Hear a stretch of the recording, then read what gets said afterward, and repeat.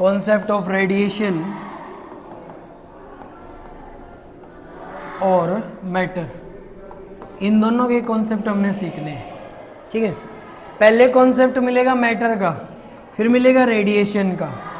सुने समझे कि कहाँ से क्या हुआ। मतलब है ना, काफ़ी टाइम से हम है ना यूनिवर्स के बारे में पढ़ते आ रहे हैं। आपको भी काफ़ी क्लासेस में बताया जाता है, अलग अलग तरीके से वैसे बताया जाता है कि यूनिवर्स कैसे बना, यूनिवर्स में प्रेजेंट चीज़ें कैसे बनी, सारी की सबकी थ्योरी। पहली थ्योरी आज हम ना सारा का सारा बस बेसिक है, जिसमें आपको कुछ सन याद करने और कुछ डेट और कुछ उनसे रिलेटेड साइंटिस्ट। ठीक है, तकरीबन है ना मतलब 500-600 ईस्वी के आसपास की बातें, जहाँ पे 600 ईस्वी में यहाँ पे तकरीबन हमारे पास एक थ्योरी आई, जिस थ्योरी का नाम हम बोलते हैं बिग बैंग थ्योरी।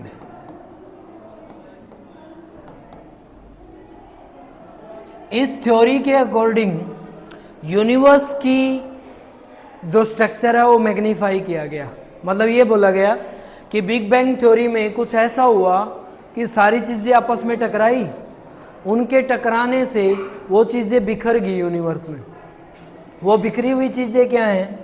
एक हमारा सन है और इस सन के अराउंड काफ़ी पत्थर के टुकड़े ऐसे टूट टूट के गिर गए, जिनको हम क्या नाम दे देते हैं? प्लेनेट। जो प्लेनेट हम पढ़ते हैं वो सारे के सारे इनसे मिलके हमारे पास पूरा क्या बन के आ गया? यूनिवर्स बन के आ गया। सबने मान लिया भाई ठीक है, ऐसा हुआ होगा कभी, इसकी वजह से यूनिवर्स बन गया होगा और ऐसे ही यूनिवर्स को डिफाइन किया गया होगा। लेकिन जब इसके बाद आगे साइंस चली तो काफ़ी कंक्लूजन निकले। किसी ने कुछ थ्योरी दी, किसी ने कुछ थ्योरी दी, वही चीज़ें हम यहाँ पे सारी पढ़ते हुए आ रहे हैं। किसी ने क्या कंक्लूजन दिया, वो चीज़ें हम क्या क्या पढ़ते हैं। तो फर्स्ट हमने 1100 ईस्वी के आसपास हमने पढ़ा केपलर लॉ को, और केपलर लॉ ने क्या बताया कि पूरी यूनिवर्स को बना के रखने के लिए एक हमें सेंटर पे फोकी चाहिए, जो फोकी क्या करेगा? सभी चीज़ों को अपने से जोड़ लेगा। जैसे कि सन के अराउंड किसी भी एक इलिप्टिकल ऑर्बिट में प्लैनेट क्या करते हैं? चक्कर लगाते हैं, है ना। ये किसने बताया था? केपलर ने बताया था। इन प्लैनेट को इसके अराउंड रिवॉल्व करने के लिए जरूरी था इस सेंटर का होना। मीन्स सारी चीजें किससे जुड़ी हुई हैं? सेंटर से जुड़ी हुई हैं, और सेंटर के अराउंड ये चीजें घूमती रहती हैं। मीन्स यूनिवर्स में एक फोर्स भी एक्सपीरियंस किया जाता है जो सभी चीजों को आपस में क्या करके रखता है? बांध के रखता है, जिसको हम क्या बोलते हैं? ग्रेविटेशनल फोर्स बोलते हैं। ठीक है, वो ग्रेविटेशनल फोर्स आप +1 क्लास में 9th क्लास में पढ़ चुके हो। यहां से केपलर की थ्योरी ने बताया कि ये जो चीजें चारों तरफ घूम रही है, ये चीजें हैं क्या? ये सारे के सारे जो बड़े बड़े पत्थर के आकार के जो भी हमें ऑब्जेक्ट नजर आ रहे हैं, ये सब हैं क्या चीज? इनको कैसे बनाया जाए, ये कैसे काम करते हैं, इसके ऊपर कई थ्योरियां हुई। केपलर ने सिर्फ प्लैनेटरी मोशन को एक्सप्लेन किया। प्लैनेटरी मोशन को एक्सप्लेन करने के बाद एक कोपरनिकस का नाम का साइंटिस्ट आया, जिसने आपको एक थ्योरी दी, जिसको हम बोलते हैं हीलियोसेंट्रिक थ्योरी। तो अगली थ्योरी आपसे पूछी जाती है, क्वेश्चन ये आएगा, हीलियोसेंट्रिक थ्योरी इसको किसने डिस्क्राइब किया था? तो इसको डिस्क्राइब करने वाला जो साइंटिस्ट था वो कौन सा था? हमारा कोपरनिकस। कोपरनिकस, ठीक है, एक कोपरनिकस नाम का कोई साइंटिस्ट था जिसने ये थ्योरी दी। इसका सन मेरे को नहीं पता है, अप्रोक्स ये 1600-1700 से पहले की बात है। मतलब अप्रोक्स इसको 1500 से 1600 के बीच में पढ़ते हैं। ठीक है, सबको ये पता चल गया कि सन सेंटर में है और सारे प्लैनेट उसके अराउंड क्या करते हैं? चक्कर लगाते हैं। अब हमें तो जो चाहिए था ना, वो मेन चाहिए था मैटर और रेडिएशन। उस थ्योरी को पढ़ना था।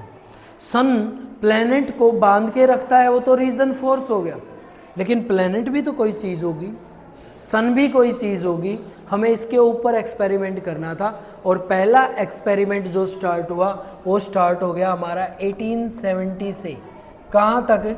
1879 तक। इस एक्सपेरिमेंट को किसके ऊपर किया गया? कैथोड रे के ऊपर किया गया। कैथोड रे के ऊपर एक्सपेरिमेंट करने के लिए हमें एक वैक्यूम ट्यूब बनाई गई। इस वैक्यूम ट्यूब के अंदर क्या किया गया? एक ऐसी ट्यूब जो वैक्यूम बिहेव करती थी, इस ट्यूब के अंदर कुछ अलग अलग तरह की चीजें डाली गई। पहले इसमें एक गैस डाल दी हमने, कोई भी गैस। पहले हमने इसमें ऑक्सीजन डाल दी, O2।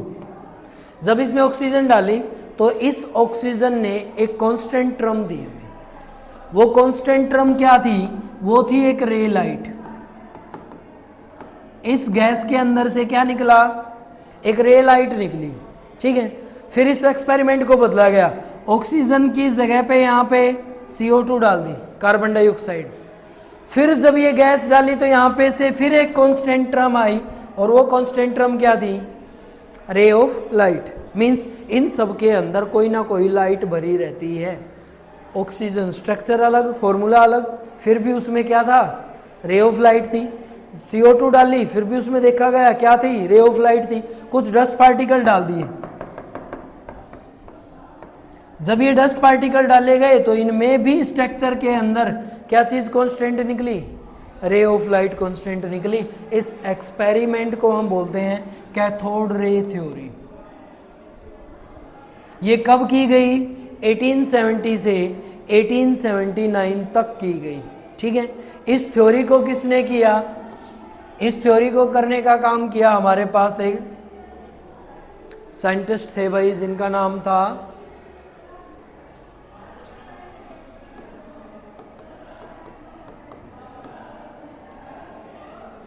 लेजिलियर नाम के कोई साइंटिस्ट थे, जिसने ये थ्योरी एक्सप्लेन की थी, ठीक है। पूछे कैथोड ट्यूब कब बनी? कैथोड ट्यूब हमारी बनी 1855 में। 1855 में एक कैथोड ट्यूब बनाई गई। कैथोड ट्यूब क्या थी? वो केमिस्ट्री का आपका एक्सपेरिमेंट है। कैथोड टाइप का एक ऐसा ट्यूब को ड्राइव करना जो किसी भी डाले गए सॉल्यूशन से सिर्फ और सिर्फ एक एंड को रिप्रेजेंट करे, जिसके ऊपर कौन से चार्ज प्रेजेंट होंगे, उसके लिए ये ट्यूब बनाई गई थी, ठीक है। अब ये सब चीज़ें हुई ना, तो एक हमारे पास क्या आ गया था? रे ऑफ लाइट बन के आ गई थी। मीन्स पहले तो हम पढ़ते हैं बड़ी बड़ी चीज़ें किन से मिलके बनी थी? कोई पत्थर नज़र आ रहे थे, कुछ प्लेनेट है, तो सब किन से थे? पत्थरों के बने हुए थे। लेकिन यहाँ तो पता चला कि सारी चीज़ें किससे बनी हुई हैं? रे ऑफ लाइट से बनी हुई हैं। मीन्स यहाँ से एक नई ऑब्जर्वेशन हमारे पास आ गई, जिसको हमने पूरी ऑप्टिक्स में उतार दिया। ऑप्टिक्स में हमने पढ़ा रे ऑफ लाइट क्या होती हैं, रे ऑफ लाइट कैसे काम करती हैं, कैसे चलती हैं, ये सारी चीज़ें पढ़ी है ना। रे ऑफ लाइट कैसे रिफ्लेक्शन करती हैं, रिफ्रैक्शन करती हैं, पोलराइजेशन करती हैं, डिफ्रैक्शन करती हैं, सब कॉन्सेप्ट हमने पढ़ा है, अलग अलग तरीके से पढ़ा है। मीन्स पूरे यूनिवर्स में अगर हमें कोई भी चीज़ पढ़नी है तो सबसे पहले किसको पढ़ना पड़ेगा? रे ऑफ लाइट को। इस रे ऑफ लाइट को पढ़ने की सलाह किसने दी? एक लेजियर नाम के कोई साइंटिस्ट थे। इसने बोला कि आपको ये रे ऑफ लाइट जो है वो पूरे यूनिवर्स के स्ट्रक्चर को बना के रखती है। अब देखें, समझें इसको थोड़ा ध्यान से। भाई बड़ी बड़ी चीज़ें, पहाड़, पर्वत या मैटर की जितनी भी आप शेप पढ़ते हो, स्टेट पढ़ते हो, वो सारी कैसे बनी रहती हैं? तो हर किसी को बना के रखने में, चाहे वो पार्टिकल का एटॉमिक स्ट्रक्चर हो, चाहे वो भाई एटम का एटॉमिक स्ट्रक्चर हो, या कोई भी स्ट्रक्चर हो, सबको बना के रखने के लिए ये कहता है कि सबसे ज़रूरी क्या रहती है हमारे पास? फॉर्म ऑफ एनर्जी, जो किस फॉर्म में रहती है? रे लाइट की फॉर्म में रहेगी, ठीक है। सबने सोच लिया कि भाई ठीक है, जब ये इतना बोल रहा है और सब में कांस्टेंट टर्म निकल रही है, तो क्या पता वही चीज़ें हों, सारी की सारी सेम हो और सही बोल रहा हो ये। क्योंकि उस टाइम पे हमारे पास जो भी फिजिक्स थी, केमिस्ट्री थी, बायो थी, वो एक्सपेरिमेंटली नहीं थी, वो कैसी थी? थ्योरी की थी। ये पहला एक्सपेरिमेंट था जिसमें ये पता चल गया था कि एक्सपेरिमेंट भी किया जा सकता है और कैसे किन चीज़ों को अलग अलग डिफाइन किया जा सकता है। तो सबके लिए ये चीज़ें नई थी, सबको लगा कि ये सारी चीज़ें जो हैं भाई वो पॉसिबल हैं कि ऐसे ही काम कर सकती है, ठीक है। लेकिन भाई जैसे कुछ स्टूडेंट क्लास में रहते हैं, उनका अपना दिमाग चलता है, ऐसे ही वहाँ पे भी साइंटिस्ट रहे होंगे जिनकी अपनी सोच रही होगी, तो सबने अपनी अपनी सोच दिखानी स्टार्ट कर दी। और इन्हीं में से 1887 में एक साइंटिस्ट आया जिसने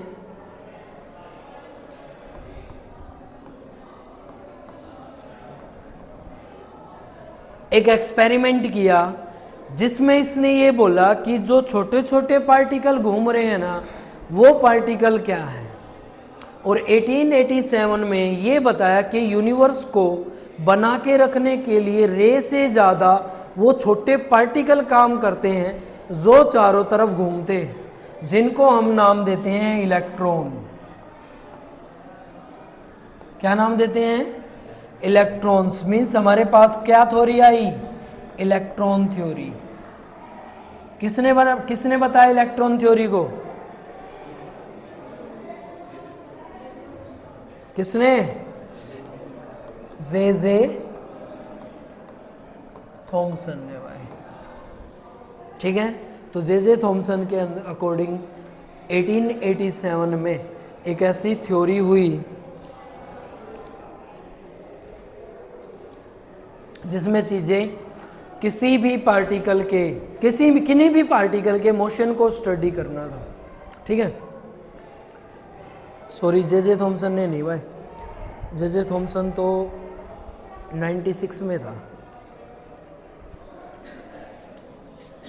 चाय ने सारा बिगाड़ दिया भाई। चलो, जब रे थ्योरी मिल गई ना, तो रे थ्योरी के लिए एक और एक्सपेरिमेंट किया गया 1887 में, जिसको बोलते हैं मैक्सवेल थ्योरी। सुना है नाम मैक्सवेल का? एक मैक्सवेल नाम का साइंटिस्ट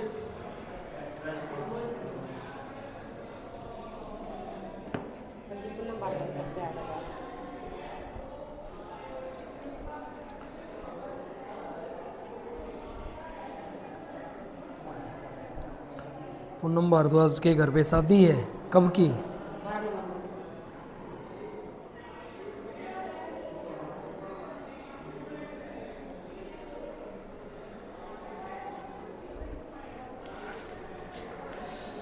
तो भाई मैक्सवेल नाम का एक साइंटिस्ट जिसने ये बताया कि जो रे लाइट आती है ना, जो पीछे रे थ्योरी थी, उसी रे थ्योरी को इसने यूज किया और ये इसने उन रे थ्योरी की स्पेक्ट्रम बना दी। स्पेक्ट्रम रे।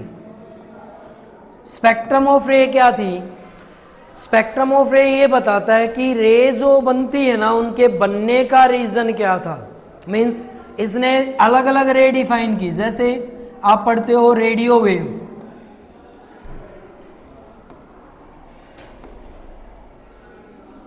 अगली आप पढ़ते हो माइक्रो रे, फिर हम पढ़ते हैं मैग्नेटिक रे। ऐसे ही बहुत सारी रे हम पढ़ के आए हुए हैं। फिर मैग्नेटिक के बाद हमने यूवी पढ़ा, यूवी के बाद आपने भाई एक्स रे पढ़ा होगा, एक्स रे के बाद गामा रे। क्या बताती हैं ये? सबसे स्ट्रॉन्गेस्ट रे कौन सी है? सबसे वीकेस्ट कौन सी है? इनमें रेडियो वेव है।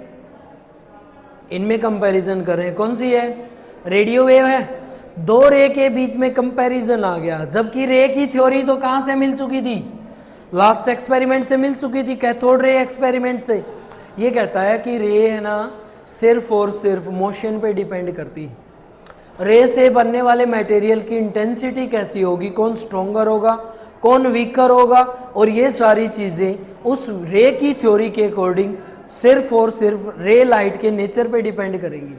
जैसा रे का नेचर होगा वो स्ट्रोंगर और वीकर होता चला जाएगा। इसको किसने डिफाइन किया?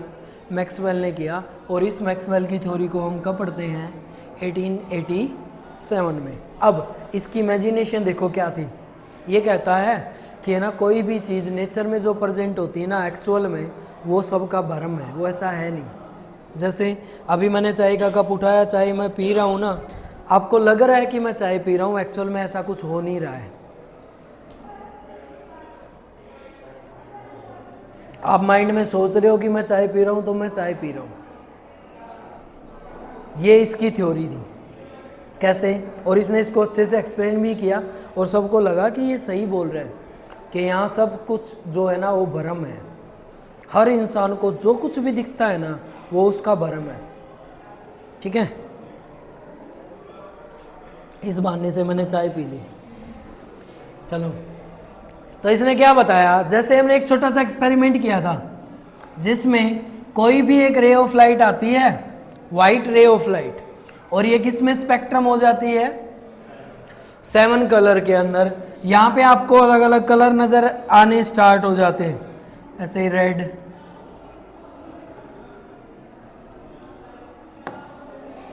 फिर आपका ऑरेंज, येलो, फिर नीचे हम कोई और कलर ले लेते हैं ऐसे। इसके बीच में आपको सर्वल्स कलर नजर आते हैं, 7 कलर नजर आते हैं। एक्चुअल में ये बहुत सारे कलर होते हैं।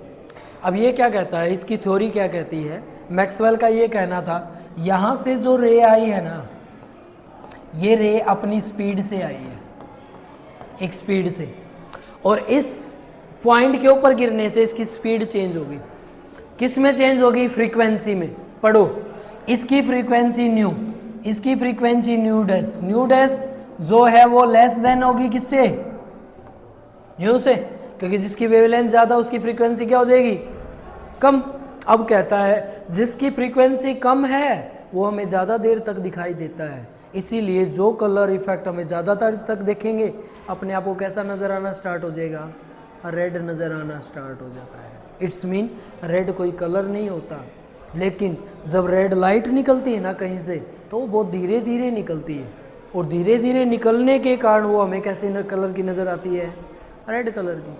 और जो तेजी से निकल जाएगी वो क्या नजर आएगी, वो नहीं आती नजर, मीन्स कम नजर आती है, इसलिए हमें इसका इफेक्ट कैसा नजर आता है, वोलेट नजर आता है। मीन्स रे ऑफ लाइट की स्पीड पे डिपेंड करता है कि आप किन्हीं चीज़ों को कैसे देखते हो और कैसे सोचते हो। ऐसे ही आपकी माइंड के अंदर ये सभी चीज़ें ऑलरेडी फिक्स हैं। मीन्स पूरा जो ब्रेन है ना वो रे ऑफ लाइट से बना हुआ है। वो रे ऑफ लाइट सिर्फ और सिर्फ इसकी स्पीड को ऑब्जर्व कर रही है, ना कि इन्हीं के कलर के इफेक्ट को। अगर स्पीड कम इफेक्ट से दिखेगी तो कलर रेड रेड नजर आएंगे, अगर और कम नजर आएगी तो येलो नजर आएंगे, और और ज्यादा नजर आएगी तो और ज्यादा नजर आएगी तो वो कैसे नजर आएंगे, वोलेट। मीन्स ये हमारी सिर्फ और सिर्फ ऑब्जर्वेशन है। एग्जैक्ट में तो उस रे ऑफ लाइट का जो कलर था वो कैसा है, इफेक्ट कैसा है उसका, वाइट है। मीन्स सारी चीज़ें यूनिवर्स में जो बनी हुई है ना सभी वाइट इफेक्ट से बनी हुई है। आप लोगों भी सारे सब के सब वाइट है, बस जिस कलर का इफेक्ट आप ज़्यादा सेंसेशन कर पाते हो वही आपको अलग नज़र आता है।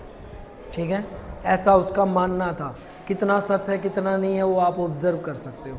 ठीक है, लेकिन उसकी ये सोच थी। चले, तो ये अपने कौन थे, मैक्सवेल। मैक्सवेल कब थे, याद रखना है ये 1887 में। क्या थ्योरी दी इन्होंने, इन्होंने स्पेक्ट्रम रे सीरीज दी थी जिसमें कलर को अलग अलग तरीके से रखा जाता है। ठीक है, अगला पढ़ो भाई। नेक्स्ट 1896, 1895 भी है कहीं कहीं। ठीक है, 1896 में ये बोला गया कि जो आपको अलग अलग इफेक्ट पार्टिकल मोशन के नजर आ रहे हैं वेव के, वो वेव के अलग अलग स्पीड को वेरीफाई करने के लिए हमें एक मोशनाइज पार्टिकल को पढ़ना था। और वो मोशनाइज पार्टिकल कौन था, एक पार्टिकल जो किसी भी छोटे पार्टिकल के अराउंड चक्कर लगाता है, और वो चक्कर लगाने वाला पार्टिकल हमारा क्या था, इलेक्ट्रॉन था। ठीक है, इसको हमने क्या नाम दे दिया, इलेक्ट्रॉन। इलेक्ट्रॉन की खोज पूछेगा किसने की, किसने की, जे थॉमसन ने। पूछेगा क्या इसने इलेक्ट्रॉन का मास भी ड्राइव किया था, क्या जे थॉमसन ने इलेक्ट्रॉन का मास भी बताया था, तो सांप नाट जाना, मना कर देना, ना भाई इसने नहीं बताया। तो क्या बताया इसने, इसने एक थ्योरी के अकॉर्डिंग E बाय एम की वैल्यू दी थी, किसकी वैल्यू दी थी? E बाय एम की, जिसकी वैल्यू थी 1.7 इंटू 10⁻⁻11। ठीक है, तो जो हमारा जे थॉमसन था उसने एक रिलेशन बताया था इलेक्ट्रॉन बाय मास का रिलेशन। जिस इलेक्ट्रॉन बाय मास के रिलेशन को रिप्रेजेंट करना था, पर ये इसके एक्चुअल मास को डिफाइन नहीं कर पाया। ठीक है, तो इसका हमें मास नहीं मिला था। इलेक्ट्रॉन की खोज किसने की थी? जे थॉमसन ने। इलेक्ट्रॉन वो मोशनल पार्टिकल होते हैं जो हर रेगुलर क्या करते रहते हैं? मोशन। अगर मोशन है तो कौन सी एनर्जी क्रिएट करेंगे? Kinetic energy. और काइनेटिक एनर्जी ही हमारी किसी भी मोशनल पार्टिकल की वो एवरेज वेलोसिटी होती है जो ये बताती है कि इसमें एनर्जी है कि नहीं। ठीक है, तो अगला एक चीज़ और मिल गई हमें कि भाई रे ऑफ लाइट अकेली काम नहीं करती, रे ऑफ लाइट के साथ कौन मूव करता है? इलेक्ट्रॉन। मीन्स अब यूनिवर्स को बनाने में कौन हेल्प करता है? इलेक्ट्रॉन करता है। इसने ये बता दिया भाई। अब सारे समझने लगे कि भाई ये बात भी सही है। मीन्स किन्हीं भी रे लाइट को जोड़ेंगे किससे? जोड़ने के लिए हमें कौन चाहिए? इलेक्ट्रॉन चाहिए। तो इलेक्ट्रॉन की थ्योरी हमें मिल जाती है 1896 में। किसने दी? जे थॉमसन ने। दोनों क्वेश्चन याद रखना। इलेक्ट्रॉन के ऊपर ई नेगेटिव लिखते हैं, मास यहाँ नहीं मिला है, मिलेगा वहाँ पे बता देंगे। नेक्स्ट अगला जो है हमारा वो था, पहले मास ही ड्राइव कर देता हूं मैं। ठीक है, बीच की एक साल की यूनिट में छोड़ रहा हूं। 1913 में कौन आया? 1913 में आया मिलिकन।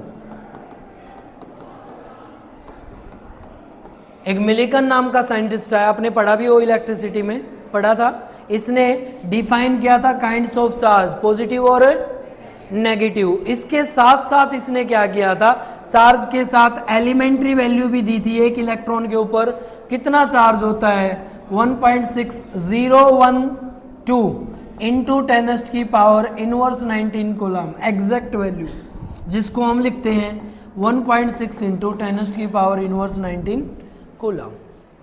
ठीक है, अगर इलेक्ट्रॉन पे चार्ज मिल गया तो यहीं से इलेक्ट्रॉन का मास भी मिल गया था, जिसकी वैल्यू थी 9.31 इंटू में 10⁻⁻31 किलोग्राम।